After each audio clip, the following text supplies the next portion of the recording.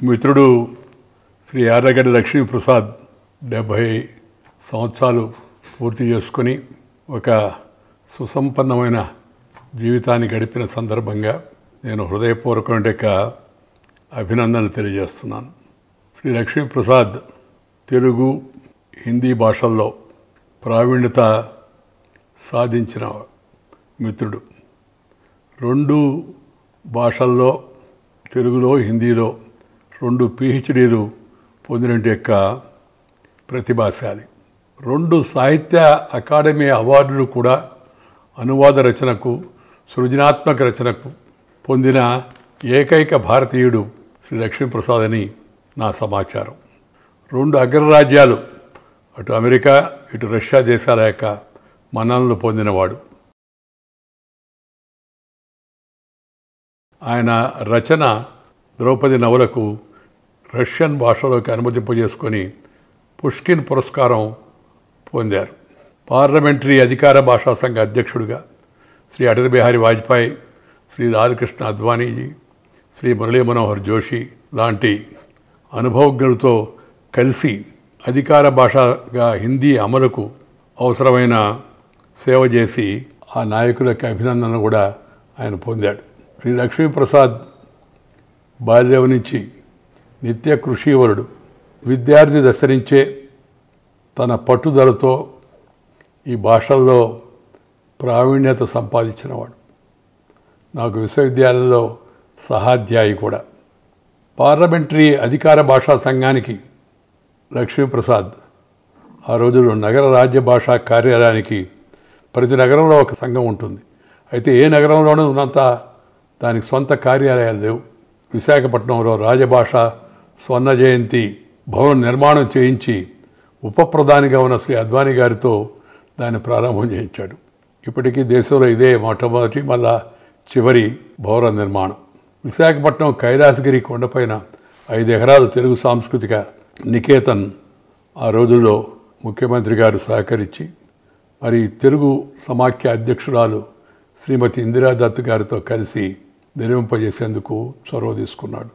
Visakhapatnam beach రోడ్లో తిరుపతి వెంకట కవులు, కొప్పరపు కవులు, పురిపండ అప్పలస్వామి, నేదునూరి కృష్ణమూర్తి, శ్రీ విశ్వనాథ సత్యనారాయణ, శ్రీ జాషువా శ్రీనారాయణ రెడ్డి గారి విగ్రహాలు, విశాఖపట్నంలో ఎన్టీఆర్ కృష్ణ రూపంలో విగ్రహాల ఆవిష్కరణ విషయంలో ఆయన చొరవ తీసుకొని ముందున్నాడు. ఆయనకు నవంబర్ 24 70 సంవత్సరాలు పూర్తి చేసుకుంటున్నాడు. ఆ సందర్భంగా అభినందనలు తెలియజేయడం నా యొక్క ఉద్దేశం. లక్ష్మీప్రసాద్ గారు రాసిన సాహిత్య చరిత్ర గ్రంథానికి నాటి ప్రధాని శ్రీ పివి నరసింహరావు గారు 29 పేజీల ముందు మాట రాయడమే కాక విశాఖపట్నం వచ్చి ఆ గ్రంథావిష్కరణ చేసి లక్ష్మీప్రసాద్ గారు చేసిన ఈ రచనను మించిన దేశ సేవ లేదని స్వయంగా ఆయన ప్రశంసించాడు. శ్రీ అమితాబ్ బచ్చన్ గారు ప్రముఖ నటుడు తన తండ్రి హరివంశరాయ్ బచ్చన్ ఆత్మకథ తెలుగులో అనువాదం చేసి వారి తండ్రి గారి మొదటి సంవత్సరం రోజున హైదరాబాదులో ఆ గ్రంథావిష్కరణ కావించి మా తండ్రి గారిని 6 కోట్ల మంది తెలుగు వారికి పరిచయం చేసినందుకు మా కుటుంబం మొత్తం లక్ష్మీప్రసాద్కు రుణపడ్డామని ఆయన నా సమక్షంలో ప్రశంసించాడు. ఎన్టీఆర్ గారికి కూడా ఆ రోజుల్లో హిందీ నేర్చుకోవడంలో, హిందీ ప్రసంగాలు తయారు చేసుకోవడంలో బ్రహ్మఋషి విశ్వామిత్ర నరసామ్రాట్ అశోక చిత్రాల నిర్మాణ సహాయకుడిగా కూడా ఆయన దగ్గర శ్రీ లక్ష్మీప్రసాద్ పనిచేశాడు. ఆయన శ్రీనారాయణ రెడ్డి గారు, దాసనారాయణరావు గారు, ఇంకా అనేక మంది సినీ ప్రముఖులు చాలా ఆత్మీయులుగా భావించారు. గుడివాడలోని అన్ని రాజకీయ పార్టీలు కలిసి మున్సిపల్ కార్పొరేషన్లో ఏకగ్రీవ తీర్మానం చేసి ఒక అతి ముఖ్యమైన రహదారికి పద్మశ్రీ యార్లగడ్డ లక్ష్మీప్రసాద్ మార్గం అని నామకరణం చేశారు. గుడివాడలోని అక్కినేని నాగేశ్వరరావు గారి పేరుతో ఏర్పాటు చేసిన కాలేజీకి 70 లక్షలు నిధులు విరాళాలను వసూలు చేసి ఆ తర్వాత ఆ ఆవరణలో అక్కినేని గారి విగ్రహం రూపకల్పన కూడా అతను చొరవ తీసుకున్నాడు.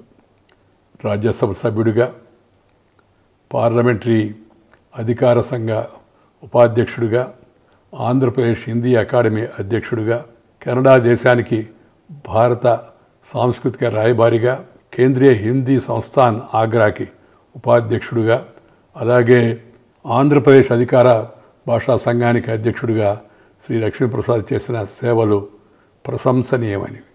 యూజీసీ అంటే యూనివర్సిటీ గ్రాంట్స్ కమిషన్ అధికార భాషా ఉన్నతాధికార సమితికి శ్రీ లక్ష్మీప్రసాద్ సభ్యుడిగా పనిచేశాడు. ఆ తర్వాత అధ్యక్షుడిగా కూడా పనిచేశాడు.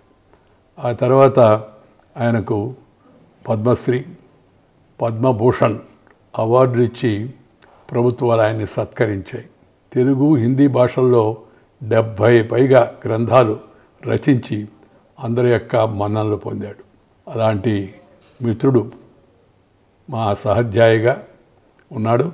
దాంతోపాటు జై ఆంధ్ర ఉద్యమంలో తక్కువ వయసులో శ్రీ ఖమ్మంపాటి హరిబాబు గారు మరియు నాతో కలిసి జైలులో కొన్ని రోజుల పాటు మీసా నిర్బంధ చట్టం కింద అరెస్ట్ అయ్యి మాతో గడిపాడు. లక్ష్మీప్రసాద్ నిత్య కృషివరుడు. నిరంతరం అధ్యయనం చేసేది ఆయనకు వచ్చినట్టే అలవాటు.